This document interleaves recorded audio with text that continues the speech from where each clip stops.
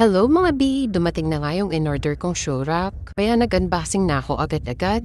Kailangan namin nga talaga to kasi nga nasa labas lang yung mga sleepers namin lalo na nag-uulan. Yung pa naman panahon ngayon, iinit uulan kaya mabilis masira lalo yung mga sleepers.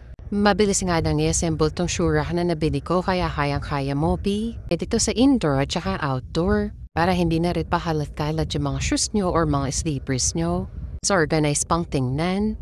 Yung binili ko nga pala is yung 9-layer. Meron kasi siyang option na pipilian ng mga 3 layers, 4, 5, and 9. Meron nga rin pala siyang other color, mga B. So ito nga palang nabili ko is color blue pero in personal mas mukha siyang mint green. Yung other color niya is orange at saka black. Yung black sana kaya lang walang available. So dinivide ko nga yung shoe rack into 2. So yung isa ilalagay ko siya dito sa main door tsaka yung isa naman yung sa back door. So ayun na nga mga beat natapos na siya. So nilagay ko nga yan sa main door na 6 layers and then yung natitira na 3 layers nilagay ko siya sa back door. Super sulit nga to sa mga naghahanap na shoe rack.